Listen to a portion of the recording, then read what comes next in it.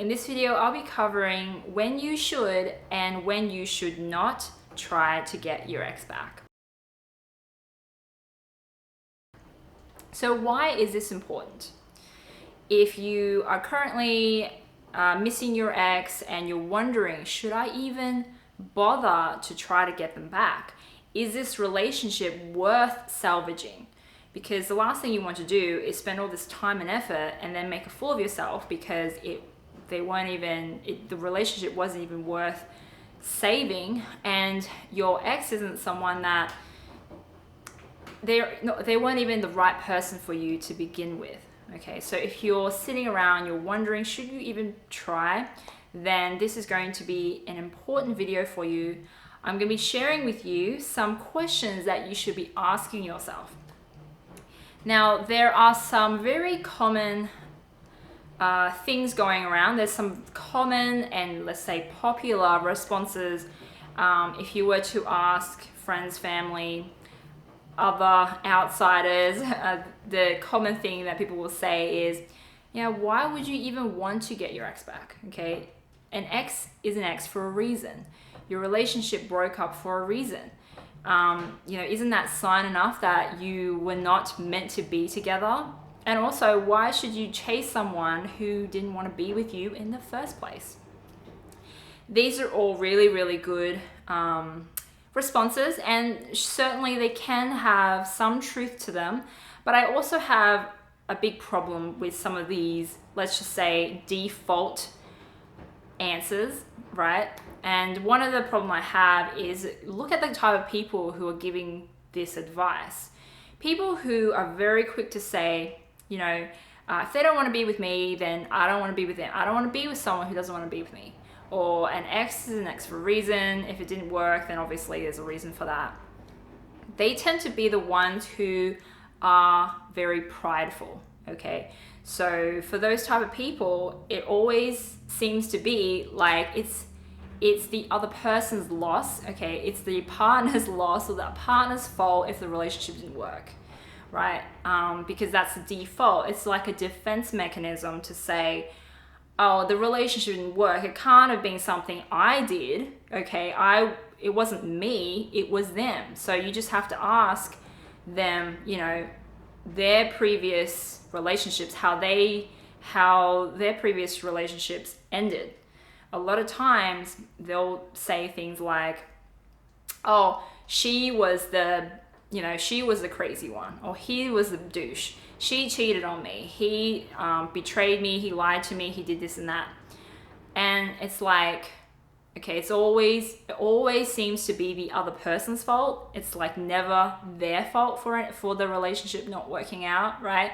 So you have to be careful of people who are very quick to want to blame the other person, because it probably means they have a problem with taking ownership for their own part that they played in the relationship and their own mistakes that they made, right? So that's something to think about. I actually think that people who try to get their ex back or want to get their ex back are people who are most courageous when it comes to love, because they can see that, okay, I made mistakes in this relationship and I want to fix those mistakes. I want to fix and improve myself, and they see that it's not just about the other person. Now, of course, you don't want to go so far extreme that it's always, your fault. Then that's pretty much the same problem, but the reverse, okay? So when it comes to relationship breakups, be mindful that it's not one-sided. So it's always the other person's fault, and it's not always your fault. There should always be a balance of, it's a bit of their fault and a bit of my fault, but let's look at what the problem actually is, and then let's look at, is this something I want to work on? Okay, is this worth working on to fix it? So some questions that I recommend you ask yourself is, what do you really want in a relationship? Okay, so some people, it's very common to fall into the trap of thinking, this is what I should want because it's what society says I should want, what my my parents, my sister, brother, my friends say I should want, but that may not be you. Okay, so here's an example. Some people are drawn to very, let's just say, passionate people. Okay, people who bring a lot of excitement into their relationships. And that excitement could mean that, 1 minute it's super hot, everything's super great, fun, spontaneous, impulsive. And then the next minute it's like drama, okay? It's the end of the world, it's drama, it's arguments, it's having screaming fights on the street, okay? So that's what I mean by people who are very passionate, right? So there's nothing wrong with that, by the way, because we're all drawn to different things. So if you look back at your relationship, you're like, oh, it's kind of like a roller coaster. It's like fun, and I missed that part of it. There's nothing wrong with that. That's good, right? Now, you may have to think about when it comes to the bad stuff, how bad was the bad, and does it really outweigh the good parts in the relationship, right? Or does the good parts outweigh the bad parts in the relationship? And this is where you may have to really have some space to yourself and think about it. Because for some people, having an argument every other week is okay. It's like, so here's an example. For me, when I first started dating my husband, I thought, having a couple of arguments here and there is no big deal. It actually shows, that I'm passionate in a relationship, and there's love and there's care, and I care about him. So, and there's also communication, right? If you're not having any arguments, then to me that's like you're not really communicating, because it's not realistic to be in a relationship where you never argue, in my mind, right? Now, my partner had a totally different point of view here, and so every time we argued, he instantly pulled away and was like, hang on a second, this must mean we shouldn't be together because we're arguing so much, right? Now, the way I got around this is through communication. And this is something you have to really pay attention to, is how well are you communicating what you want with your partner, and how well are they communicating with you about what they want? And is that, is your ultimate goal together, is that aligned? Right? And that leads me to the second question you should ask yourself is, do we share common goals? Are our values aligned? So if you are going towards the same goal, but you may have slightly different approaches, that can be okay. As long as you communicate through it and talk to each other to help each other understand that, okay, I have this approach, you have that approach, that's okay. We can still make it work, as long as you communicate that you're both after the same goal, right? So that's pretty important. And lastly, you have to ask yourself, do you have enough information? Because a lot of times I notice, especially early on when you don't know that person very well and they don't know you very well, maybe you've only been dating for a few months, 6 months, less than a year, a lot of times you may have a disagreement, argument, or there's a lot of misunderstandings due to miscommunication, and then that can split the relationship. But that doesn't mean that, you couldn't have made it work. It just means you weren't communicating with each other. And I find a lot of times this to be the case. So when you look back at the relationship and you're like, hang on, we didn't really communicate what the real issues were. You weren't one of those couples that talked about your problems to death. Okay, you spent months and years talking about your problems and going nowhere. You're not one of those. Then maybe you should try to reconnect, just to start some dialogue and see if you can really at least have a proper communication, have a proper talk about what really went wrong and whether you can fix it, whether there's any desire to fix it or how you could fix it after you properly communicate.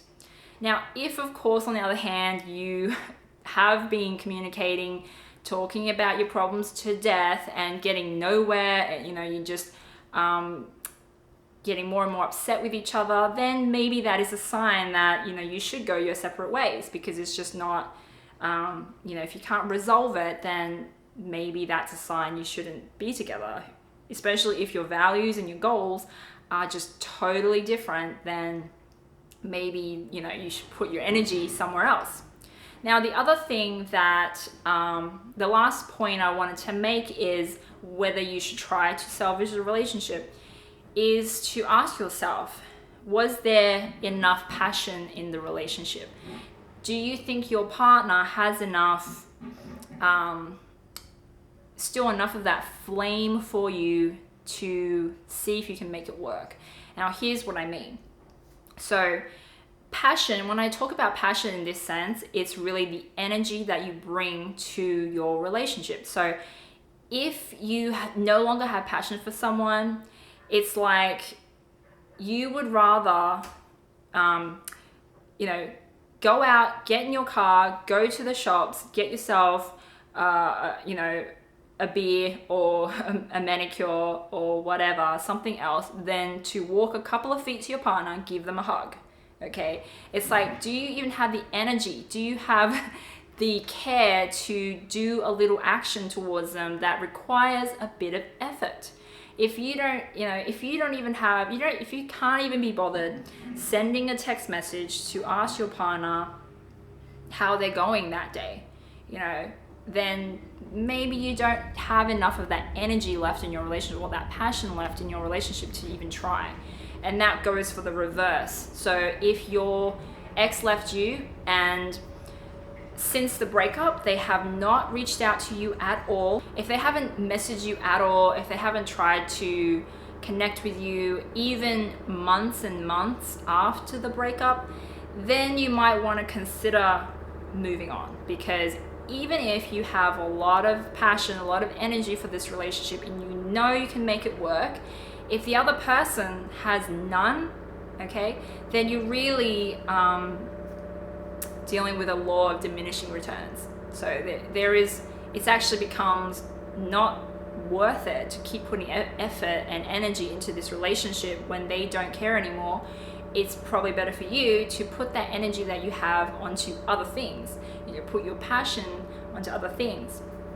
So that's really important to know. And I think most of us, if we use our intuitions, we know. Okay, we know it when our partner is just not putting any effort in at all to reach out to us, if they're not putting any signs that they're thinking about us, if they're not posting anything on social media, if they're not asking their friends about you, it's like zero, nothing. Okay, then at that point you might have to consider just moving on, because it'd be a waste to keep chasing after this person in this case when they're just not showing any signs that they would reciprocate. If you like this video, don't forget to subscribe. I release videos weekly on breakups, dating, and relationships. And leave me some feedback. I'd love to hear from you. I want to know what you think. And that'll be all from me. I'll talk to you soon.